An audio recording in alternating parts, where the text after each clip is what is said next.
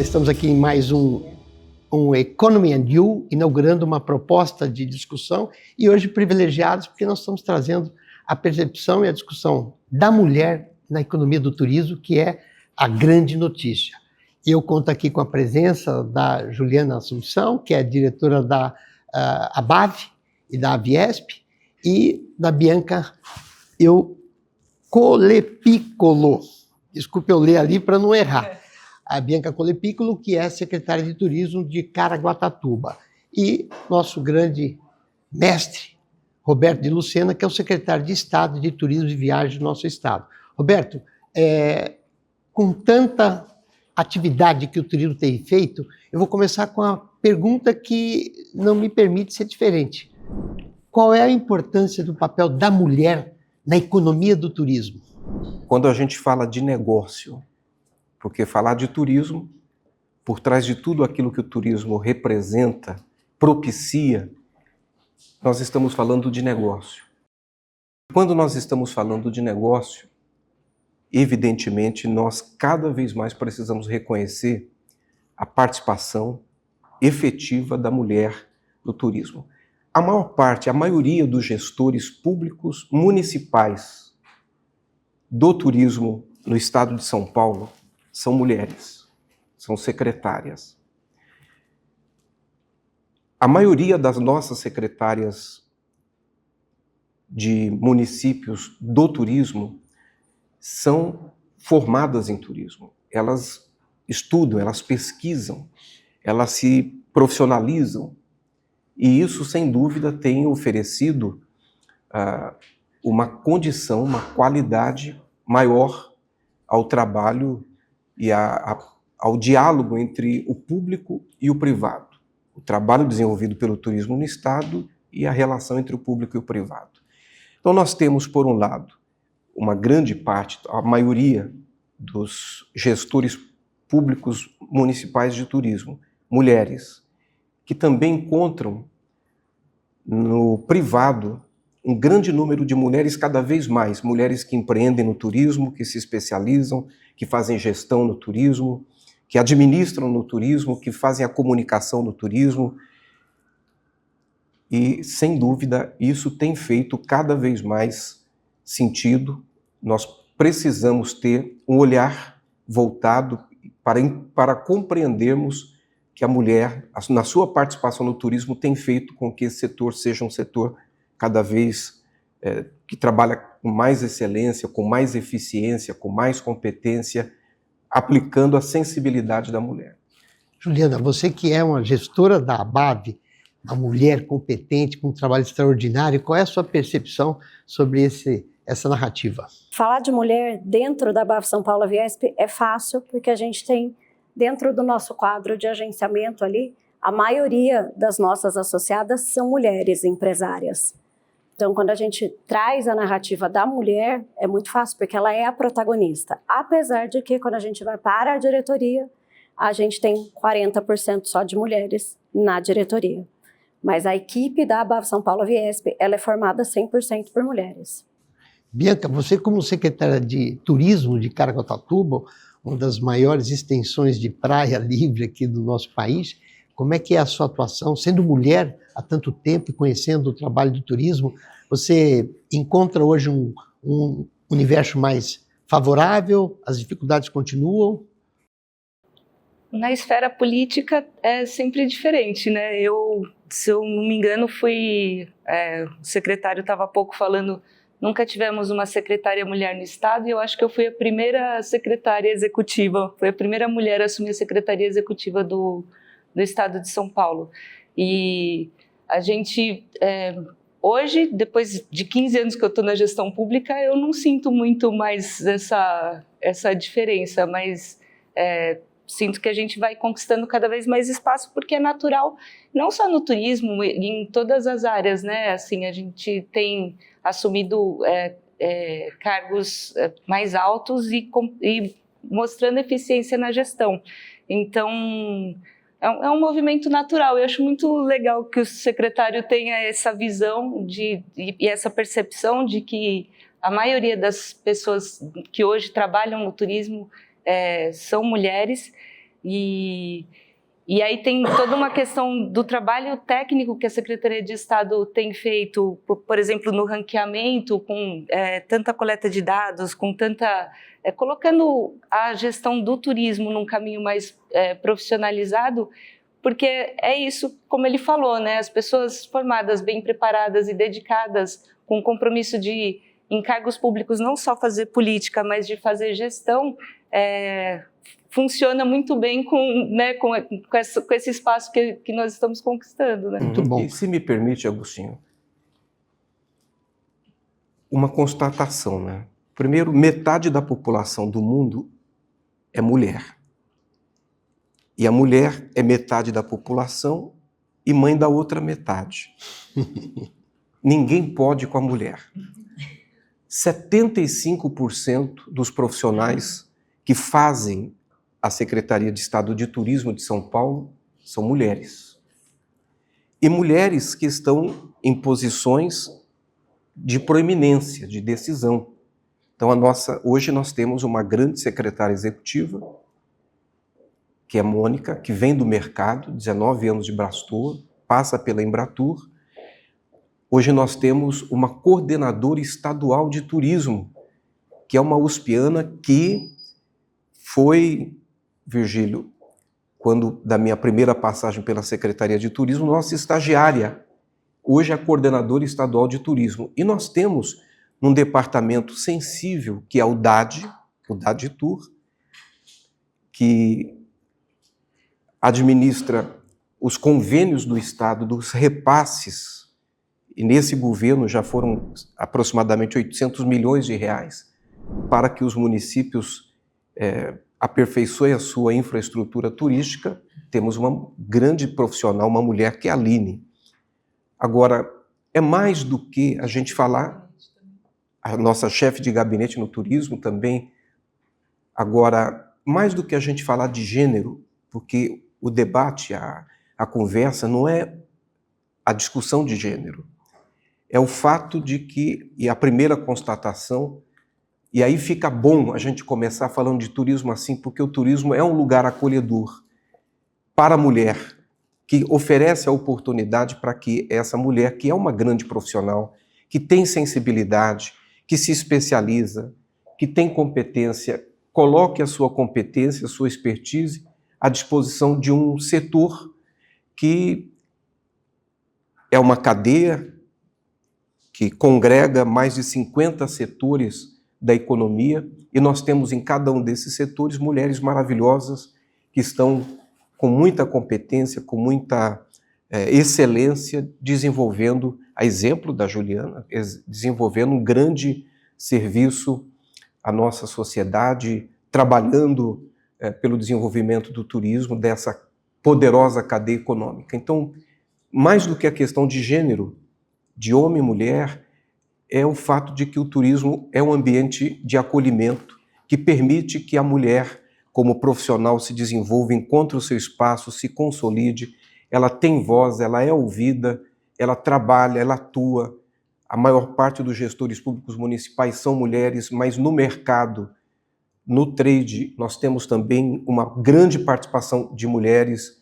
E quando a Ju fala há pouco aqui, olha, nós somos a maioria do nosso setor, mas na diretoria 40%. Mas nós temos que comemorar que, passo a passo, temos 40%, já chegamos nisso, e certamente para os próximos anos nós devemos entender que o turismo que se reposiciona, que se calibra para um novo tempo, ele vai contar, evidentemente, com a experiência daqueles que, como Virgílio, abriram essa estrada, mas estamos contando cada vez mais com o jovem que entra no turismo, que está entendendo que o turismo está se adaptando a um novo mundo, onde as coisas estão cada vez mais tecnológicas, a inteligência artificial com seus desafios, mas também tem cada vez mais o espaço para que a mulher possa efetivamente fazer a sua contribuição, escrever a sua história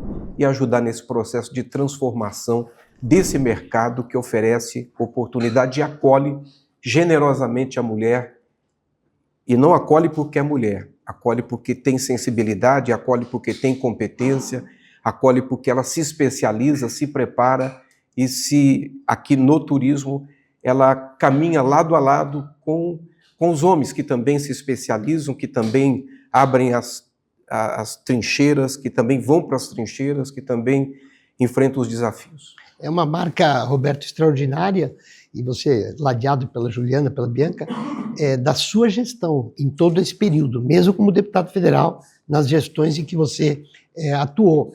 Eu não sei se você me permite dar um spoiler aqui, mas você está escrevendo um livro onde você vai abordar essa questão da presença da mulher do turismo dentro da economia do setor de serviços, que cresce muito. Alguma previsão desse livro? Como é que está o trabalho? Agostinho, nós vamos trabalhar com a ajuda do Paulo, com a ajuda de pessoas que estão aqui, para que esse livro seja produzido e seja colocado à disposição, Tony, esse ano ainda, do nosso estado e do Brasil. Eu penso que seja muito importante, vai ser uma boa contribuição que nós vamos dar juntos, para que nós possamos pensar juntos, poder público, iniciativa privada, pensar turismo, pensar os próximos passos, pensar os próximos desafios.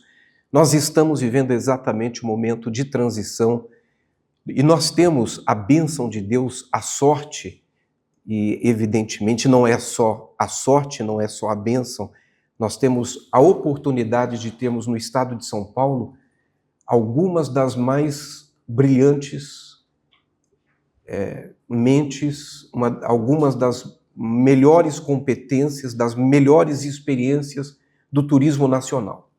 Então, São Paulo é um celeiro, nós temos aqui um enorme contingente de líderes, pessoas que em todos os mais de 50 setores do turismo marcaram, colocaram a sua marca, e uma dessas lideranças, sem dúvida, é o Tony Sando. Hoje não dá para falar de turismo nacional. Qualquer reunião e qualquer conversa séria no Brasil de turismo, o Tony tem que estar sentado. Qualquer discussão, qualquer conversa séria de turismo, Virgílio, a gente tem que te chamar também para te ouvir.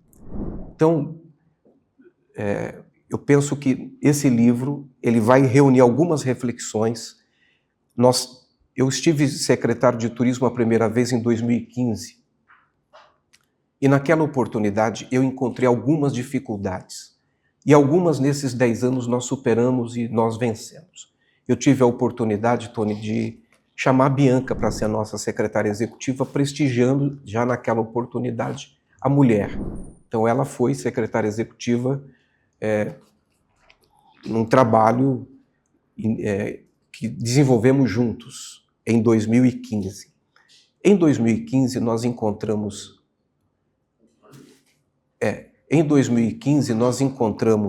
alguns desafios, alguns gargalos no turismo, não apenas no estado de São Paulo, não é um privilégio nosso, mas, por exemplo, nós não tínhamos um planejamento a longo prazo. É impossível a gente desenvolver turismo com seriedade, com responsabilidade, acreditar que o que nós estamos produzindo é um legado, e um legado que nós vamos entregar para uma geração que vem depois de nós, que vai ter condições de chegar mais longe do que nós. É impossível nós pensarmos em resultados se nós não trabalharmos planejamento a longo prazo. E era impossível falar de planejamento a longo prazo sem a interpretação do turismo na perspectiva da agenda econômica. Então nós tínhamos uma iniciativa privada, atuante, competente, que desenvolveu as suas ferramentas, encontrou seu caminho. Em São Paulo produziu coisas magníficas. E se São Paulo é a potência que é, e nós somos o maior polo emissor de turistas para o Brasil, mas somos o maior polo receptor. O maior polo emissor é consequência do nosso tamanho também e da competência dos outros estados que se promovem, que se mostram. Mas como polo receptor, não é o tamanho. Não é apenas o tamanho. Alguma coisa foi feita, ou muita coisa foi feita de maneira correta, que propiciou esse ambiente que nós temos hoje. E nós tivemos, puxando essa discussão, puxando esse setor, fazendo trabalho, se organizando, se estruturando a iniciativa privada, que teve pouco até então do incentivo do setor público. E o setor público, ele entra em campo a partir de 2015, começando a mudar a chave, a mudar a compreensão de que nós tínhamos uma secretaria que podia ser um apêndice de outras secretarias e tratar um assunto como periférico, o turismo como assunto periférico. A chave muda, a compreensão de que estamos falando de negócio, porque quando falamos de turismo, nós estamos falando de experiência. O turismo, o sucesso do turismo, é a experiência que nós conseguimos imprimir na alma, no coração das pessoas, é o gosto, é o cheiro, são as cores, são os ritmos, é a cultura. O turismo é o esporte, o turismo são as nossas histórias. Aliás, é a história que nós temos a capacidade de contar. É o quanto nós temos a capacidade de encantar. Mas por trás de tudo isso, e junto e misturado com tudo isso, o turismo é negócio. E é sobre isso que nós estamos falando. É isso aí. Eu queria aproveitar o gancho, Roberto, e devolver a palavra aqui à Juliana, mas eu queria abordar, Juliana e Bianca, agora um tema que é importante no turismo, que é o turismo como um motor de desenvolvimento sustentável e inclusivo. Como é que a BAV tem visto, atuado, e as evoluções e desafios desta área do turismo ser um motor, um incrementador dessas atividades sustentáveis e inclusivas? A gente está sempre pensando como é que a gente vai dar continuidade para o nosso setor, né? Então, por esse fato, a gente criou um projeto que se chama Construindo o Futuro, e dentro desse projeto, a gente está na Academia de Turismo desde 2023, se não me falha a memória. A gente começou com a Secretaria de Turismo, então a gente já está fazendo 2 anos, né, secretário? Esse projeto, a gente capacita todos os alunos de turismo e hotelaria com especialistas do setor para que eles entendam quais são as nossas necessidades. Então, a gente traz quem está na ponta de verdade. Então, você pega uma grande agência e uma pequena agência, ele vai ter essa vivência por 42 horas, e depois dessas 42 horas de aprendizado, onde a gente tem alguns profissionais da própria secretaria, trazendo esse lado político para esse estudante conseguir conectar todas essas informações, a gente tem um dia de entrega desses certificados, e após a gente entregar esses certificados para esses alunos, eles participam de uma seleção com as empresas que estão com vagas em aberto, desde que elas sejam nossas associadas, que a gente consegue monitorar ali, né? Então, a gente abre isso para os nossos associados.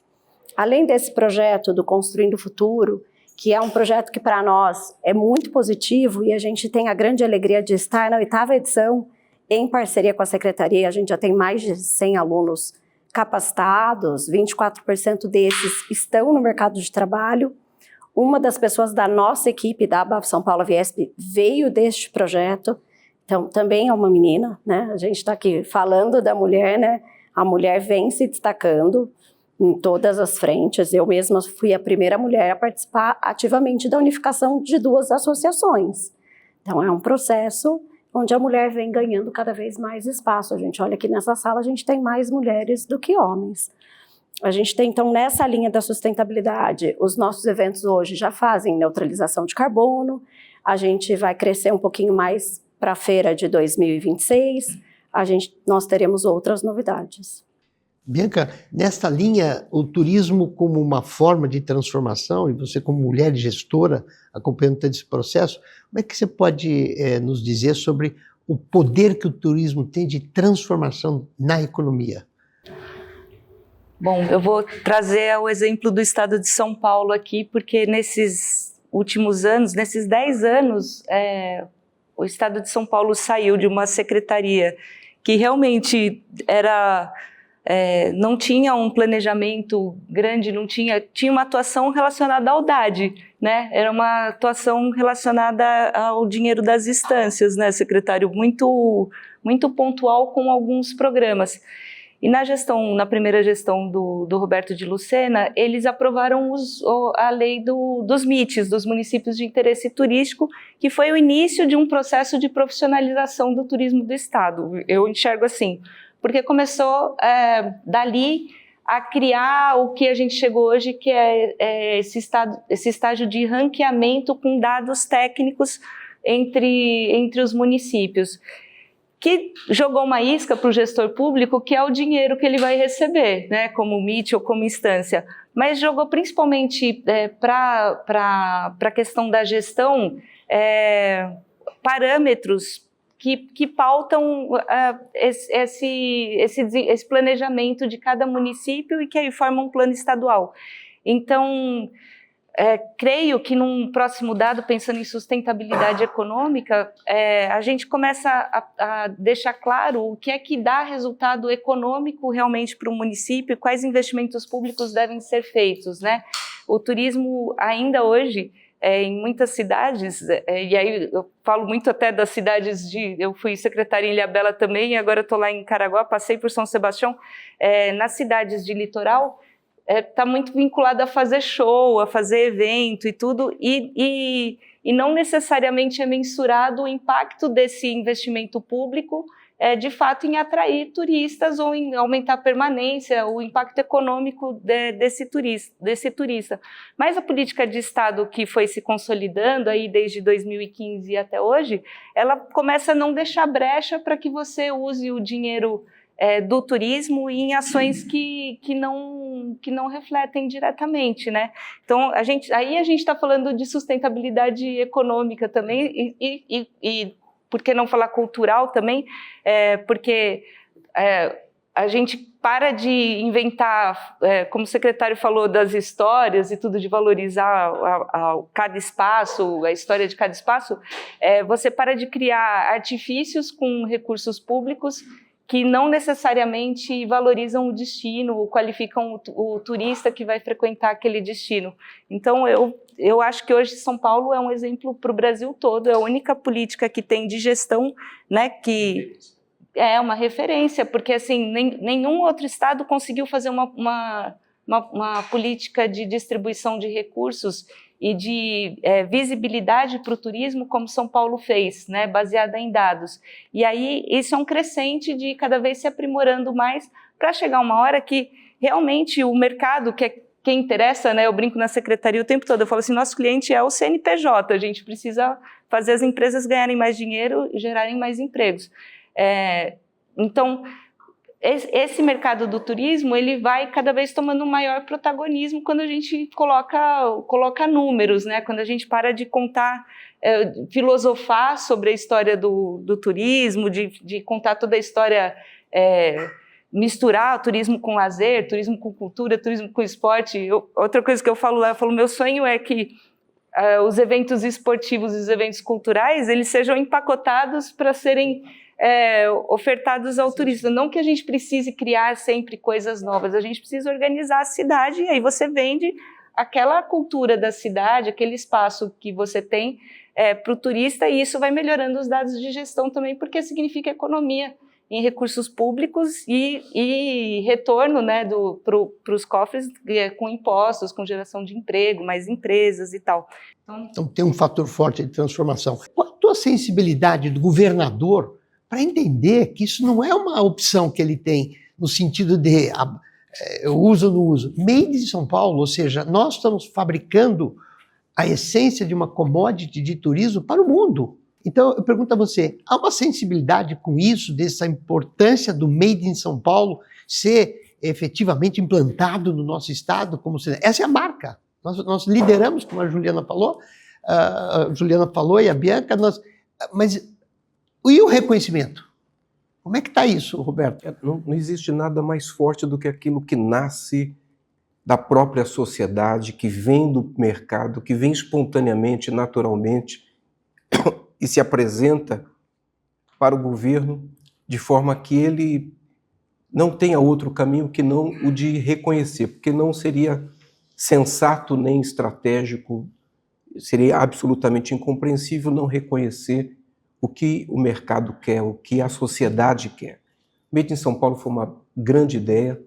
Nós temos trabalhado na estruturação de rotas que valorizam o produtor, que valorizam a nossa gastronomia, que valorizam os nossos territórios, as nossas regiões. Então, lançamos, por exemplo, as rotas do café, do queijo, do vinho, rotas do vinho que que inicialmente foi uma surpresa extraordinária encontrar no estado de São Paulo 290 vinícolas, 66 vinícolas de reconhecimento nacional e muitas dessas vinícolas com vinhos premiados internacionalmente. E já está Made in São Paulo? Muitas delas eu tenho encontrado aderindo à proposta do Made in São Paulo. Agora, quando nós estruturamos, agora essa semana foi a Rota da Cachaça, quando nós estruturamos, falta um elo nessa cadeia. O elo que faltava é exatamente essa proposta de nós valorizarmos o que é nosso, de transformarmos o que é nosso num produto turístico, num atrativo turístico, numa marca turística. Roberto, você não acha, e aí, desculpe te interromper, mas como você é um agente importante dentro do governo, você não acha que nós que trabalhamos e respeitamos o turismo, reconhecemos a importância e o valor que ele tem, emprego e renda na veia, coisa extraordinária, a gente solicitar oficialmente ao governador do estado, o senhor tem a oportunidade única, porque o governador Tarcísio Gomes de Freitas, ele é o primeiro governador de uma série que não era do estado de São Paulo. Então é um pedido que a gente podia fazer para ele, governador, deixa mais essa marca, é inédito. O Made in São Paulo, ele tem uma referência que eu quero corroborar aí nessa sua fala e explorar um pouco de você. Por exemplo, quando a política, um Senado, o governador, o presidente da República, ele transforma, por exemplo, um município como Porto Ferreira, se eu não estiver enganado, que é a cidade de interesse de porcelana artística, tem 70 mil habitantes, 80 mil habitantes. Quando o governo vai lá e diz assim, ó, você concorreu para ser a cidade nacional de cerâmica artística, você não se pertence mais ao município. O governo do estado é fantástico, porque Made in São Paulo, essa cidade, ela pertence ao Brasil, é uma cidade nacional. O prefeito tem que viajar o Brasil inteiro e vai para a América do Sul. Agora, com o acordo do Mercosul, você vai lá e diga, aqui é a cidade como várias existem. Limoges, na França, que fabrica as mesmas cerâmicas, que particularmente foi comprado por uma empresária brasileira. Então eu pergunto, se o governador Tarcísio de Freitas puder te ouvir nesse sentido, é um apelo que a gente faz, porque a soma da grandiosidade do Made in São Paulo com o acordo do Mercosul com a União Europeia só nos valoriza enquanto vocês, gestores do turismo. Nós temos muita chance de que isso aconteça. O governador Tarcísio de Freitas é sensível, ele é um homem de visão, ele tem uma conexão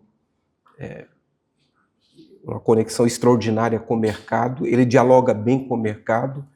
Não vejo nenhuma dificuldade, entendo que essa proposta que já alcançou o primeiro escalão do governo, já está sendo discutida e amadurecida em algumas secretarias, além da Secretaria de Turismo, possa em seguida chegar a ele. Ótimo. Roberto, nesse canal a gente quer abordar um pouquinho agora um tema que dentro do turismo é fator crucial, que é o fator turismo como um todo. A nossa audiência pode imaginar que você, como secretário, com a sua estrutura, tenha um trabalho. Como é que funciona a divisão da Secretaria de Turismo e Viagem do Estado de São Paulo? Quais são as outras organizações que estão ao seu entorno, que você precisa atendê-las? Algumas delas eu lembro, como a Precesp, a Mitesp, outras tantas, a própria ABAV também. Mas como é que é essa relação operacional do turismo a partir do governo e das organizações que não são do governo, mas estão de alguma maneira ligadas a ele, dependem deles para operar o seu turismo regional? Então, regionalmente nós temos o Estado organizado, estruturado em regiões administrativas, que não são necessariamente as regiões turísticas. Nós temos em São Paulo 47 regiões turísticas. Essas regiões turísticas estão dentro de um planejamento de interiorização do turismo, de descentralização do turismo, o que tem permitido, desde 2015, que nós, investindo neste programa de criarmos os municípios turísticos de São Paulo, hoje 44% dos municípios de São Paulo são municípios turísticos. Hoje nós já temos 78 estâncias turísticas e nós temos 214 municípios de interesse turístico. Então, se você pensar, um estado com 645 municípios, tem 44% dos seus municípios pensando em turismo, fazendo plano diretor de turismo, de desenvolvimento do turismo, inventário turístico, estruturando o seu conselho municipal de turismo. Se você pensar que as pessoas, a compreensão, ela não é apenas que a pessoa mora no município. A pessoa mora no município, mas a pessoa vive na região. Cada vez mais as soluções para as equações que se apresentam para a vida das pessoas, a atuação, as atividades das pessoas são soluções regionais. Então nós temos trabalhado essa política de municípios turísticos no estado de São Paulo. Criamos em 2015 esse campeonato do qual falou a Bianca, que permite a cada 3 anos no ranqueamento que os municípios mais classificados, melhor classificados, que são municípios de interesse turístico, possam se tornar instância e ter acesso a um volume maior de recursos de investimento do Estado, e as instâncias que não se classificaram da melhor forma, as 8 instâncias com a menor classificação, elas perdem recurso, elas se tornam municípios de interesse turístico. Quando nós criamos essa política, avançamos na transferência de recursos para melhorar a infraestrutura, compreendendo que temos que ajudar o município a ser melhor para quem mora nele, para a gente começar a falar de turismo. Então ele tem que ser um município que envolva as pessoas, que as pessoas se sintam parte, que desenvolva o pertencimento, que trabalhe a questão cultural, porque não existe sucesso no turismo sem se pensar na perspectiva da cultura, do turismo, da educação para o turismo, e a educação, inclusive, cidadã, preparando a cidade para o turismo e para compreender a economia do turismo, o negócio do turismo. Por isso eu falei há pouco de que não existe turismo sem planejamento a longo prazo, não existe possibilidade de planejamento a longo prazo sem dados. Demos um passo importante quando organizamos o Observatório do Turismo do Estado. Depois esse observatório se transformou no CIET, que foi um passo importantíssimo. O CIET se profissionalizou, se estruturou. Agora demos mais um passo criando a rede estadual de observatórios, a rede estadual de inteligência da economia do turismo, que conecta o CIET a mais de 24 observatórios municipais, ou de academia, ou observatório privado do turismo no estado de São Paulo. É a maior rede de inteligência para captação de dados, para análise de dados, para interpretação e aplicação dos dados que nós temos no Brasil. É uma rede de observatórios de turismo conectado à ONU Turismo. Então, São Paulo é referência nisso. Com dados, nós podemos fazer o planejamento a longo prazo. Com planejamento a longo prazo, nós podemos fortalecer essas instituições que você mencionou, fundamentais. As instâncias estão organizadas na associação que as representa, os MIT estão organizados na associação que os representa, e nós trabalhamos em linha com fóruns, como o Fórum Náutico, que ajuda dentro da Secretaria na discussão de toda a política pública para o desenvolvimento da náutica no Estado e do turismo náutico no Estado. O Fórum do Turismo Rural, onde nós fazemos a discussão em parceria com a FAESP, em parceria com o Dr. Tirso Meirelles, com os sindicatos rurais, com o nosso Fórum de turismo rural, com outros setores da economia, fazemos a discussão para implementarmos a política pública voltada a este programa. Aliás, o governador Tarcísio de Freitas está para lançar o maior programa de turismo rural do Brasil. São Paulo já oferece ao Brasil um programa que nasce com mais de 1.400 propriedades rurais capacitadas, qualificadas, abertas à visitação. Nós estamos falando de pousadas rurais, hotéis fazendas, fazendas históricas, restaurantes rurais. Estamos falando de propriedades como onde existem vinícolas, por exemplo, e outras iniciativas. E dentro disso, nós temos as rotas que valorizam a gastronomia, valorizam o turismo rural, que nós vamos trabalhar em alinhamento com o Made in São Paulo. Tudo isso dentro da agenda de planejamento, da agenda econômica. Então, quando nós temos dados, podemos fazer o planejamento a longo prazo, fortalecemos as nossas instituições, as associações, fortalecemos e aprofundamos e aperfeiçoamos o diálogo do público com o privado, trabalhamos a oferta de crédito, desenvolvemos através da academia, através da Secretaria de Turismo, o maior programa de crédito turístico do Brasil, que é o Creditur, oferecendo 6 bilhões de reais em crédito qualificado, 3 bilhões até agora já foram garantidos para os municípios e para a iniciativa privada para financiar projetos privados, projetos de infraestrutura no turismo. A capacitação e qualificação do qual a Juliana falou, que foi desenvolvido inicialmente em parceria com a BAV e depois se estendeu para outros setores, porque é um gargalo a necessidade de nós formarmos urgentemente novos e bons profissionais para toda a cadeia do turismo. Então, com esses instrumentos, com essas alavancas movimentadas, eu acredito que nós estamos juntos produzindo esse turismo bem-sucedido que é São Paulo, que se consolida como a maior força do turismo nacional. Ótimo. Roberto, vamos falar um pouquinho, agora eu queria ouvir um pouco da Bianca, vamos falar um pouquinho de números, Juliana também, do turismo. Você que já atuou em São Sebastião, está em Caraguatatuba, conhece profundamente o turismo no estado de São Paulo, quais são os números do turismo do nosso litoral?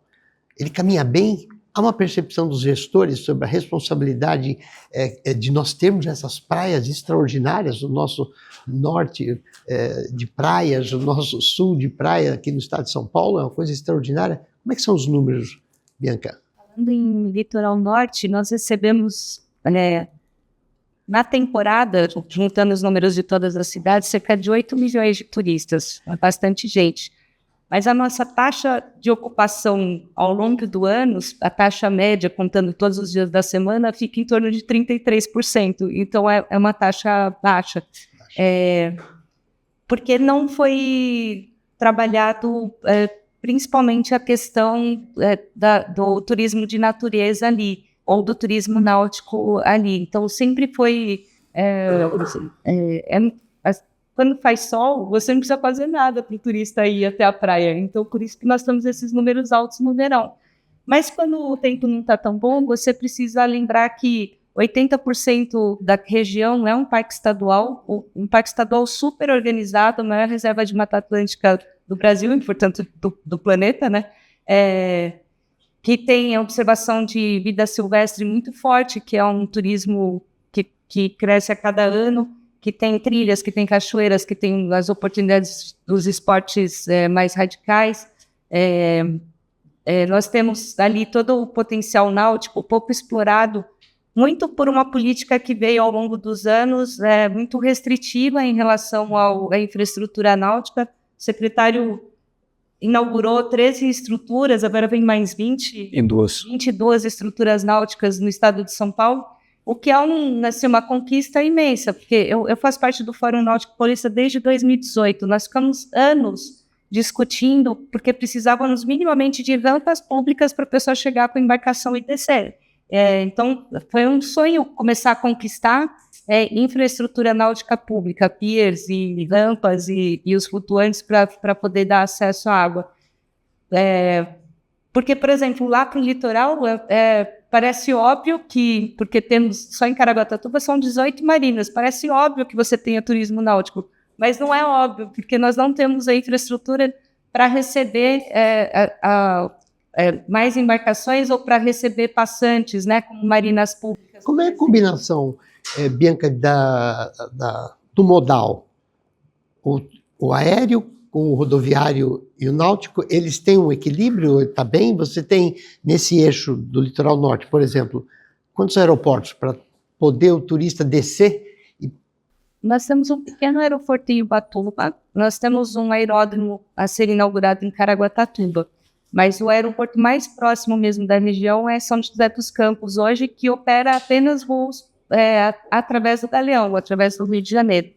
E a região inteira ali se uniu no entorno do aeroporto de São José dos Campos, um circuito chamado Serra Caimar, que o secretário lançou lá na Argentina, para que a gente consiga potencializar esse aeroporto, porque ele já tem capacidade de infraestrutura para receber, inclusive, voos internacionais. Então, estamos organizando agora um fan tour das operadoras chilenas e de operadoras argentinas, que foi um tratado que fizemos lá na FIT, para tentar provocar voos fretados, a princípio, desses países, pela proximidade que o aeroporto tem das cidades. E aí sim a gente conecta o transporte náutico. Então, aí vendendo o peixe lá de Caraguá, a gente está posicionando Caraguá como um hub náutico, porque você chega em 1h30 do aeroporto de São José dos Campos até Caraguatatuba, e aí você consegue sair de lá e em 20 minutos visitar Ilhabela, em 20 minutos visitar São Sebastião, em 30 minutos visitar Ubatuba. Então aí você faz essa conexão de modais. Mas tem sido uma construção nova, assim, não é uma construção que vem ao longo do... Tem um planejamento do Estado, com os recursos, né? O Estado está crescendo em várias frentes, o próprio túnel entre Santos e Guarujá. Mas uma outra pergunta para fechar aqui para a nossa audiência, em relação aos números que você trouxe, quem é o principal visitante, o turista do litoral norte e sul do estado de São Paulo? Do litoral norte é principalmente e acho que do litoral sul também, né? É o paulistano, né? O pessoal do Vale do Paraíba e a região de Campinas. Principalmente essas três. Isso local, internacional, tem alguma frequência? Tem uma frequência da Argentina, que eu acho que é em todo o Brasil, é a frequência dos argentinos. Mas nós temos carência de dados, aí falando em números, bem complicado, e aí entra uma questão do fenômeno Airbnb nessa história, que enquanto nós tínhamos as hospedagens apenas nos hotéis e pousadas, nós tínhamos dados mais precisos da ocupação, né? De onde vinham esses turistas, né? Hoje a gente tem um pouco mais de dificuldade de conseguir dados, então lá nossa prefeitura e outras prefeituras têm apelado a contratar aquelas plataformas tipo Airbnb e outras plataformas que conseguem trazer um pouco de dados para nós, porque nós não temos uma via oficial de obtenção de dados dos nossos turistas e mesmo da taxa de ocupação, né? Porque a gente depende do hotel nos informar ainda. Então, são gargalos que temos no turismo e no ordenamento do turismo. E aí, ainda falando em litoral norte, que começa a se discutir, por exemplo, capacidade de carga, o quanto é viável você receber, por exemplo, em Ilhabela, que tem apenas uma única avenida e tem um espaço restrito de circulação, tanta gente, né? E o quanto isso não acaba prejudicando a experiência do turista, e o quanto isso não acaba desvalorizando o destino também, né? E prejudicando ambientalmente. Sim. Também. Tem uma pergunta, só uma brincadeira, mas é uma pergunta que é real, e aí responda se você estiver confortável, que é o seguinte: os prefeitos de cidades de interesse turístico, quando alguém, por exemplo, o secretário de obras, o secretário de outra área, de finanças, traz um empresário, vai fazer alguma coisa, um investimento na cidade, o prefeito recebe com aquele secretário, e aí ele faz a pergunta: e o meu secretário de turismo está de acordo com isso? É bom para o turismo? Isso acontece em Caraguatatuba? Lá em Caraguá acontece. Nós estamos assim, com uma visão diferente lá, todo mundo com relação ao turismo. Eu creio que em todas as cidades. O principal para o turismo, eu fui facilitadora do Vai Turismo, lá da CNC, e eu trabalhei em Pará e Mato Grosso do Sul, mas acredito que em todos os lugares a história é a mesma. Quando você conversa com os empresários do turismo, os investidores, eles colocam que o principal fator para você desenvolver o turismo naquela localidade é infraestrutura, é mudar de transporte, é ter internet boa, a necessidade, saneamento. A infraestrutura é essencial. O impacto, né? O prefeito, ele sabe, nós falamos aqui de 54, 58 setores, de emprego e renda direto na veia, essa percepção, por isso que eu acho que é uma brincadeira evidente, a gente imagina que o prefeito tem essa consciência. Não absorver investimento por investimento, né? Dinheiro por dinheiro, não é obra por obra, mas uma obra que ela premeie, que ela contemple, que ela planta, que vai manter o turismo, como no mundo inteiro, preservado. Mas agora eu vou dar um pulinho aqui com a Juliana, na ABAV, para a gente poder entender um pouco dos números. Como é que a ABAV e a Viesp têm traduzido esses números do turismo no estado de São Paulo? A gente hoje trabalha com os dados do Cadastro, né? Então, para a gente saber o número de agências que a gente tem no estado, a gente pega os dados que estão liberados pelo Cadastro. A gente tem hoje 13.500 empresas com cadastro no estado de São Paulo. E o número de turista que esse cadastro traz, qual é? Esse número a gente pega carona aqui no CIET e vai junto com o CIET, que a gente faz algumas ações com o CIET, e esses dados são traduzidos pelo CIET do governo do estado de São Paulo. O Tony trouxe um tema interessante na última palestra dele sobre o mercado que a gente compete de turista que viaja mais do que 5 horas de transporte para chegar no destino, que é de 20%. É o nosso mercado que a gente disputa no mundo. Como é que a ABAV tem visto esse número? Esse dado que ele trouxe é extremamente real, né? Tipo, a gente fez um evento na semana passada, 10 e 11 de dezembro. Deste nosso evento, tem diversos agentes que vieram de Dracena, Presidente Prudente, e que vieram de carro. Então, essas pessoas, que Presidente Prudente está a 618 quilômetros de São Paulo, se não me falha a memória agora. Então, essa pessoa ficou aí, no mínimo, 6 horas dentro do carro, para chegar aqui na nossa cidade e participar de um evento, e acabou que a gente conseguiu fazer um post-tour para mostrar outras coisas que ele pode vender para o passageiro dele, para ele fazer outras ações dentro da cidade. Então, a gente consegue mapear dessa forma, mas os dados, assim como a Mirna comentou, ainda não são tão precisos como a gente gostaria, né? Porque é uma questão meio que cultural, se a gente avaliar a nossa cultura, não é uma coisa que a gente aprende lá na escola, a preencher pesquisa de satisfação. Quem aqui dessa sala responde pesquisa de satisfação quando vai num restaurante, quando vai num hotel? Quem, gente? Ninguém levanta a mão, só você. Eu sou a que respondo, que eu já cuidei disso no passado, mas não é da nossa cultura. Roberto, como as mulheres são maioria, inclusive aqui até por excelência de conhecimento, eu vou fazer o seguinte no procedimento. Nós entramos na nossa quadra final da nossa conversa, prazerosíssima. É sempre gostoso conversar com você sobre o tema de turismo, que é um tema alegre, instigante, muito forte para a nossa sociedade como um todo. Eu tenho certeza que não só o governo federal, como o governo estadual, todos os governos estaduais, eles têm essa leitura.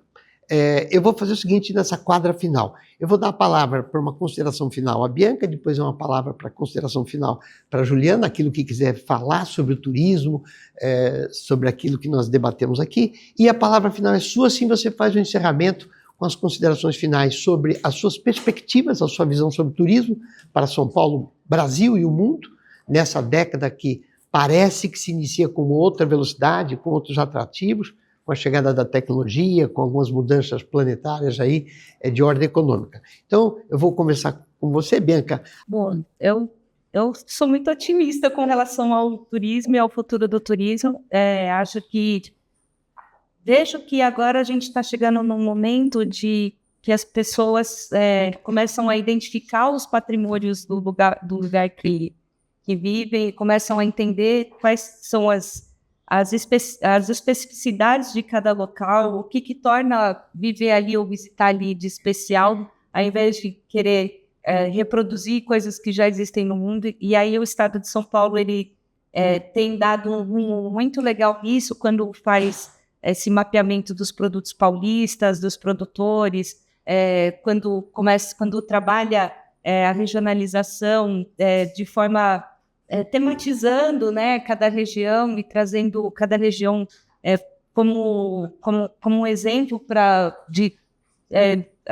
da sua peculiaridade, do seu modo de vida, das pessoas que vivem ali. Vejo São Paulo, falei de infraestrutura porque queria dizer isso, vejo São Paulo com esse gigante no turismo, porque é o estado que mais tem infraestrutura, né? Então, que mais permite o deslocamento entre cidades, que creio que o que mais tem é aeroportos internos. Então, nós temos essa vantagem de ter uma grande infraestrutura já em funcionamento para receber o turista.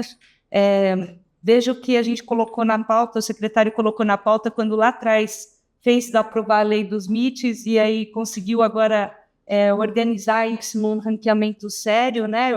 Passando, claro, né, a gente não pode deixar de reconhecer o trabalho do Vinícius Humertz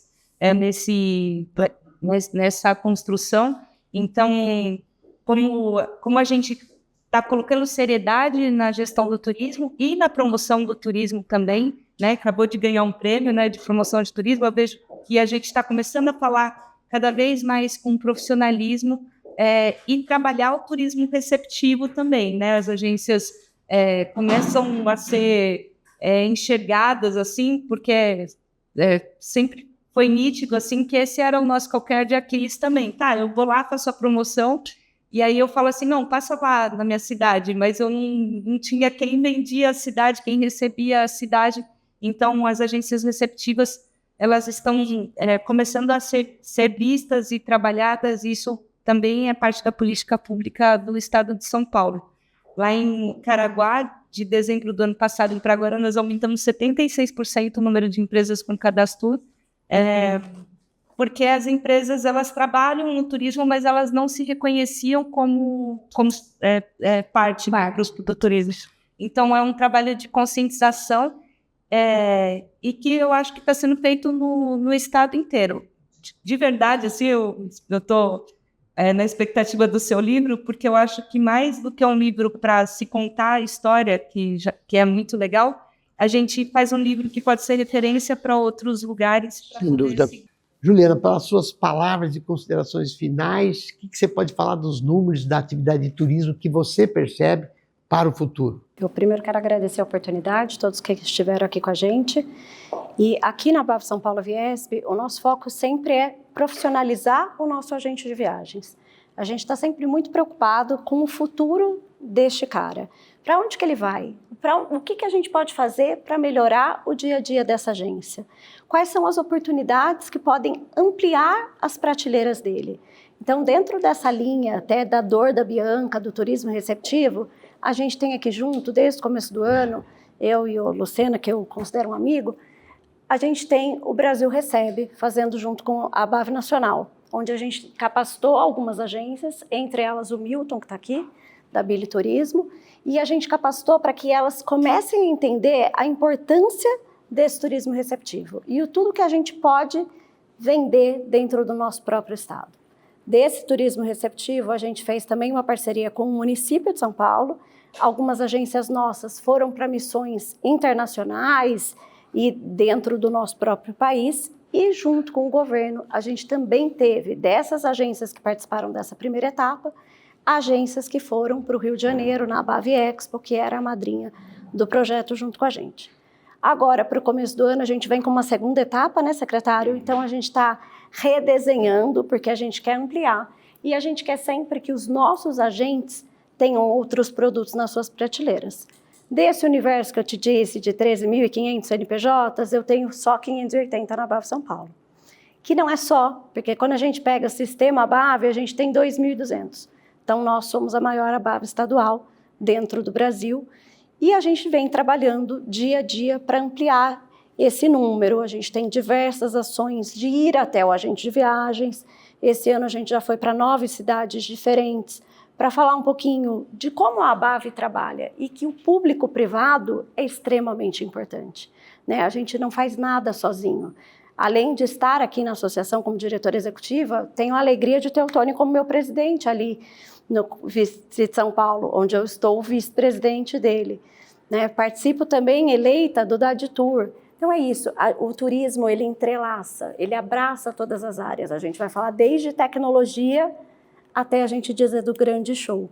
E eu acho que esse é o nosso papel aqui, né? Mostrar para quem está nos assistindo o quanto que o turismo impacta na vida deles. Porque apesar da gente dizer lá que a gente representa 9% do PIB, como disse o Tony no começo desse mês, a gente representa 30% desses 9% do montante todo. Levar São Paulo e mostrar e promover São Paulo no Brasil e no mundo tem sido um enorme privilégio. É muito fácil chegar em São Paulo, de qualquer lugar do mundo. São Paulo é a principal porta de entrada no país. E de São Paulo é muito fácil chegar em qualquer lugar do nosso estado. Nós temos a melhor infraestrutura nacional. Nós temos 9 das 10 melhores rodovias do país. Nós temos 3 dos mais importantes aeroportos do Brasil. Nós temos o maior porto da América Latina. E nesse maior porto da América Latina, o maior terminal de embarque e desembarque de passageiros de cruzeiros marítimos. Graças à política pública adotada pelo governador Tarcísio de Freitas, nenhum importante polo no nosso estado está a mais de 200 quilômetros de um aeroporto regional em atividade, que está em operação. Então, São Paulo é um estado conectado. Soma-se à infraestrutura, os investimentos do governo do estado, por exemplo, na ampliação do alcance do metrô que agora começa a operar desde Congonhas. Liga Congonhas, o aeroporto de Congonhas, ao sistema de metrôs de São Paulo, que é o maior da América do Sul. É um dos maiores do mundo. E o governador Tarcísio de Freitas está preparando o próximo passo, que é interligar o aeroporto de Guarulhos, o aeroporto de Viracopos, a esse sistema, que é um sistema de metrôs. São Paulo volta aos trilhos, a política de revitalização das nossas ferrovias.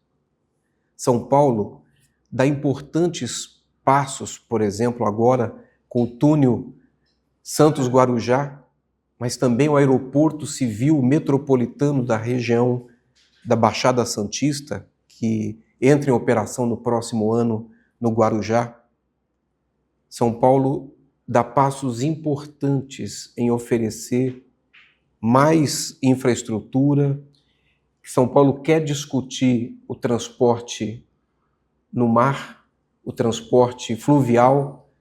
São Paulo tem 880 quilômetros de praia. São Paulo tem uma enormidade de rios navegáveis, quase 60 grandes reservatórios. Estamos investindo no turismo náutico, estamos investindo no turismo rural, estamos investindo em atrairmos investimento para o estado de São Paulo. Estamos com 60 projetos estruturados, preparados, que estão sendo apresentados para o mercado, para fundos internacionais que representam mais de 16 bilhões de reais. São projetos com mais de 100 milhões para atrair a iniciativa privada e trazer cada vez mais investimentos em São Paulo. São Paulo virou um canteiro de obras. Nós temos infraestrutura, nós temos atrativos. São Paulo é um destino a ser levado a sério porque é um destino diverso, é um destino acolhedor. São Paulo está preparado para o próximo passo. E o turismo é a bola da vez, é o novo petróleo. O turismo entrou na agenda econômica do Estado, entrou na agenda econômica do país. O poder público entendeu que nós estamos falando de negócio, entendeu que o investimento feito no turismo é um investimento que tem um retorno rápido, tem um retorno garantido. Nas últimas 4 décadas, se você comparar o investimento do Estado, o investimento federal, o investimento estadual na indústria do petróleo e gás, você percebe que nós temos essa indústria representando 14% do PIB nacional. Se você comparar com o investimento feito no turismo nessas últimas 4 décadas, foi absolutamente irrisório. Foi muito modesto, muito pequeno, mas o pequeno investimento que foi feito ajudou a nós termos esse ambiente favorável, positivo, o ambiente para o desenvolvimento dessa tremenda economia. Então nós acreditamos, São Paulo acredita, São Paulo está pronto para liderar esse caminho do turismo para a nova fase, para o novo tempo, um tempo de prosperidade, para o aperfeiçoamento dessa indústria do turismo que, sem dúvida nenhuma, vai ser cada vez mais importante no PIB do Estado e no PIB nacional. Muito obrigado. Nós vamos chamar agora aqui um vídeo, Juliana, Bianca e Roberto, do nosso querido amigo Orlando de Souza, presidente do FOB, que por motivos de agenciamento de viagens que ele tem aí com os compromissos do FOB, ele não pôde estar aqui conosco. Então, eu quero pedir que nós possamos assistir o vídeo do Orlando. Obrigado pela oportunidade, peço desculpas por não poder estar presente, mas uma viagem de última hora acabou não me permitindo estar aí com vocês. Quero deixar aqui já de cara um abraço ao amigo Tony Sando, um abraço também ao amigo e secretário Roberto de Lucena, abraço ao amigo Agostinho Turbian, e vou ser bem breve na minha fala. Eu queria chamar a atenção para 3 setores no Brasil que, na minha opinião, determinarão o engrandecimento desse país nos anos vindouros. Um deles, que já é mais do que notoriamente um fator de grande impacto econômico e social no Brasil, que é o setor da agropecuária, do agrobusiness. O outro setor que começa a ser e vai ser cada vez mais importante e estratégico no Brasil é o setor da energia, né? A matriz energética brasileira é das mais limpas e das mais eficientes hoje, mas ainda temos fontes de energia no Brasil inexploradas e que, sem dúvida nenhuma, vão colocar o Brasil como um player mais do que importante, talvez um player fundamental na necessidade de energia no futuro próximo, principalmente advinda do desenvolvimento tecnológico, que vai demandar muita energia para fazer rodar tudo aquilo que a tecnologia tem necessidade. E o terceiro setor, que me parece também muito importante, é exatamente o setor do turismo. E aí entra até o nome desse evento, né? O fator turismo, né? Nós temos que encarar o turismo como sendo, nós estamos num país que tem dimensões continentais, uma população de mais de 200 milhões de habitantes, com equipamentos, destinos e possibilidades de turismo que são praticamente inesgotáveis e muitas delas, inclusive, ainda inexploradas, né? E eu acho que tão mais o turismo entrará num campo num posicionamento estratégico tão grande quanto os outros 2 setores que eu citei anteriormente, tanto mais os governos e nós todos entendermos a capacidade que o turismo tem de gerar riqueza e de gerar benefícios sociais para a população brasileira, principalmente voltado ao turismo nacional. Esse turismo nacional é onde tem que estar provavelmente a maior parte do nosso esforço para o desenvolvimento do turismo no futuro do Brasil. Quero agradecer então a Juliana Assunção, a Bianca, ao Roberto, querido amigo, por essa participação no primeiro Economy and You. E Economy and You é a ponte de conteúdo e conhecimento que a gente criou para você, que nos dá a sua audiência.